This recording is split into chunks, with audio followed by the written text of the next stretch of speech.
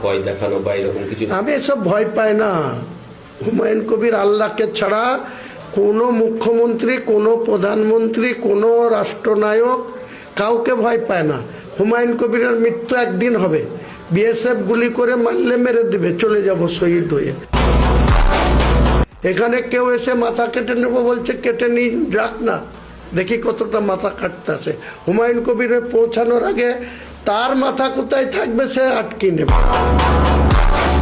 আমার নিজস্ব 10টা ড্রোন ক্যামেরা বেলডাঙ্গা থেকে রেজিনগরের এই এনএইচ তার সংলগ্ন জায়গায় থাকবে কাল সকাল থেকে। ড্রোন ক্যামেরাতে সব কে কি করছে, কে আইন ভাঙছে না, কে ওখানে কনস্টিটিউশনসি করছে, কেউ ভেতরে লোক ঢুকিয়ে দিয়ে এখানে গন্ডগোল লাগান, তাকে বাড়ি থেকে ধরে নিয়ে আসে। হ্যাঁ, এখানে তৃণমূলের অনেক খেলা আছে। তৃণমূল অনেক খেলা খেলছে রাজ্যপালকে কনফিডেন্সে নিয়ে।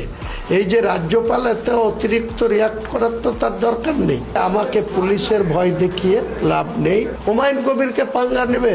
হুমায়ুন কবির এখনই এসে বলুক যে হুমায়ুন কবিরকে আইসি বেলডাঙ্গা বলুক, ওসি রেজিনগরে বলুক যে আপনাকে অ্যারেস্ট করলাম। আমাকে অ্যারেস্ট ওয়ারেন্ট দেখাবে বা এফআইআর দেখাবে, কে এফআইআর করেছে, কখন এফআইআর হয়েছে, কিসের জন্য এফআইআর হয়েছে, আমি চলে যাবো নিজে থেকে। হ্যাঁ, কোনো অসুবিধা নেই, কিন্তু এর হিসাব চুকাবো ঘুরে এসে।